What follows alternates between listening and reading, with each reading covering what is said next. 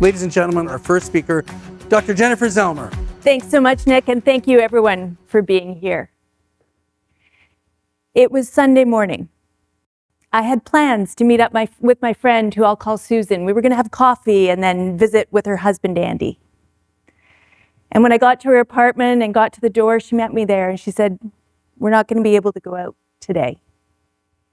Andy wasn't napping like he usually was. He was in severe pain and not able to move. And Susan, she was really stressed because this was Sunday and Andy's palliative home care team was only available Monday to Friday. So she called an ambulance, not because it was the best choice, but because it was the only one available. The paramedics, they were calm, they were skilled, they were everything that you'd want. But they didn't have Andy's care plan. And their protocols required them to transport him to a busy hospital emergency department for care. I watched them go. And as Susan locked the door behind us, none of us knew what was going to happen next. Andy only had a few weeks left, and he spent several of those days in the place where he and Susan least wanted to be. Andy wanted care at home. The system delivered transport, and those are not the same thing. Didn't have to be that way. Andy and Susan knew what they needed, but the health system, it wasn't shaped to be able to respond to that need. And the same kind of gaps that failed Andy also fail many people who work in our health system. According to Mental Health Research Canada, about 45% of health workers, only 45%, say that they often or always are offered the opportunity to participate in decisions that affect their work. That's far lower than workers overall.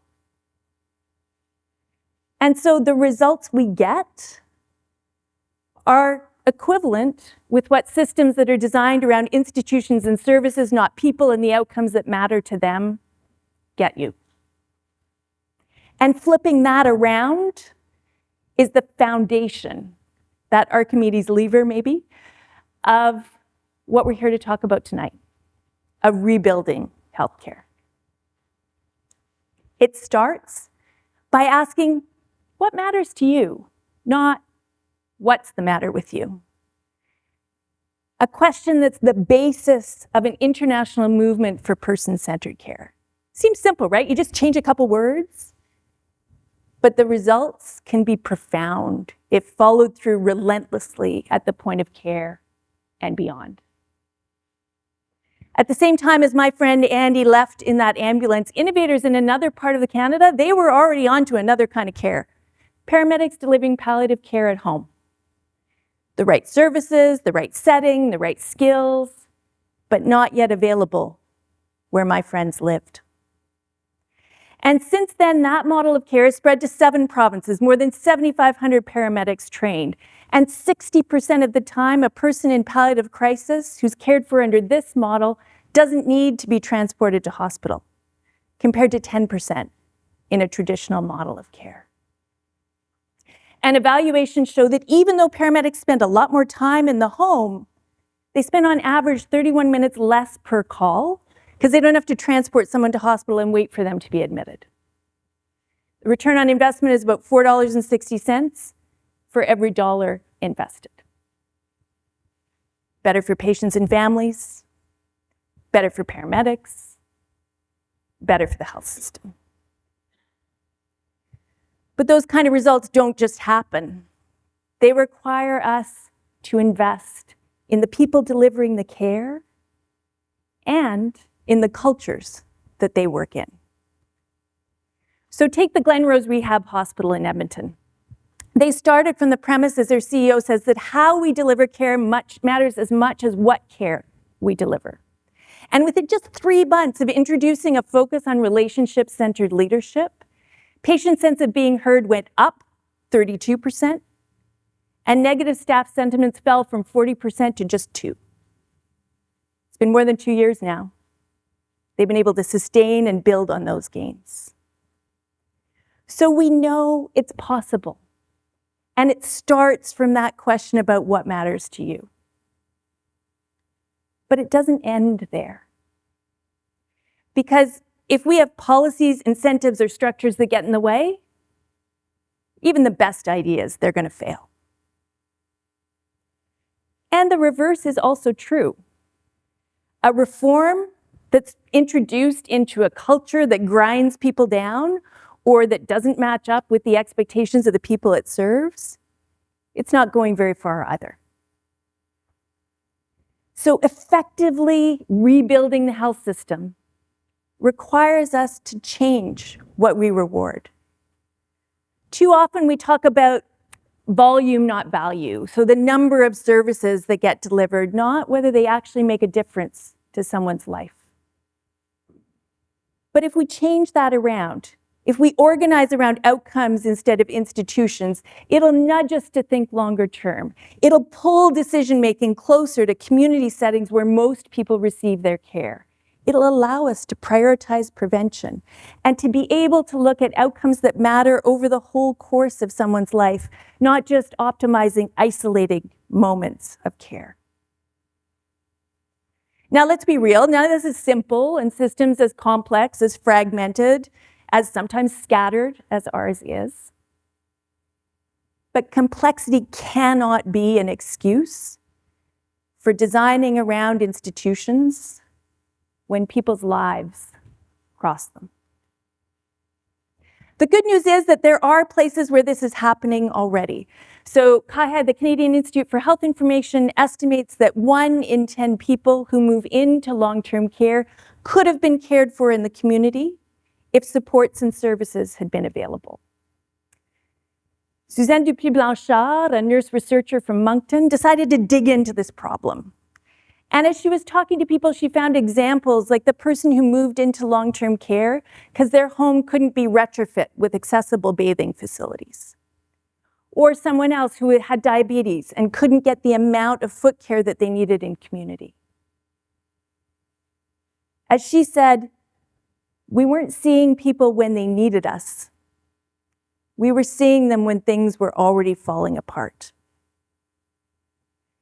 Most people wanted to remain at home, but too often the system only activated once needs had escalated. So Nursing Home Without Walls started from the premise that we need to go earlier. We need to be able to provide supports before the emergency visit or the hospital stay or the person moved out of their home. And it's not about building something completely new. It's about leveraging the skills, the spaces, the connections in community that we already have, but doing it in a different way. So that someone can come into a nursing home and have a shower, and then maybe have lunch, connect with people, reduce the loneliness risks, and also be linked up with community support services. So from that start in Moncton, now it's grown across the province of New Brunswick, supported by successive governments of different political stripes. And it's still early. We don't have all the information about how this will actually affect admissions to long-term care. But here's what we do know. Other health services, the use of them, they're down. Use of social supports, they're up. And 9 in 10 people participating in the program say it's helping them to stay at home. So let me summarize the ideas that I've been sharing tonight on rebuilding the health system. Whether we're talking about the paramedics program, the Glen Rose Nursing Home Without Walls, or the hundreds of wonderful change makers across the country I get the pleasure of working with at Healthcare Excellence Canada. None of them are isolated miracles. They're examples of what's possible when the system listens and it learns and it adapts. You know, each of these innovators, they're working in different contexts on different things in different ways, but what they have in common is pretty simple. They engage deeply, they support people doing the work, and they knock down barriers getting in the way of good care. So, as we think about where we go next, Think about that as what makes large-scale change possible. The cumulative effect of thousands of smart, practical decisions made each and every day by people who are moving in a common direction. And wherever you sit, whether you're a healthcare leader, whether you're a board member, whether you're a patient partner, whether you just give a damn, I invite you to think about the care setting you know best, and to start by asking, how well does that setting enable the people it serves and the people who work within it to shape the decisions that affect their care and their lives? We know what works. If we're honest, we've known key elements of this for quite a long time. These are no regrets moves. Regardless of what technology bursts onto the scene, what innovations come up, what economic situation we're in, or which government is in power. What we haven't done is weave these elements together consistently, systematically, well enough to scale excellence in ways that, last, and in ways that deliver the outcomes, the results that we all want to see. Solutions shaped to unique needs and contexts of each and every person. We know that we can do this because of the examples that I shared. And I hope you'll agree with me that we must do this. Because no one should have to accept care that doesn't fit their needs, because the system can't adapt. And well before that Sunday crisis, for the next person like Susan and Andy, regardless of where you live, what you look like, who you know, you need to be able to trust that the high-quality, safe care you want and deserve will be there. Thank you so much.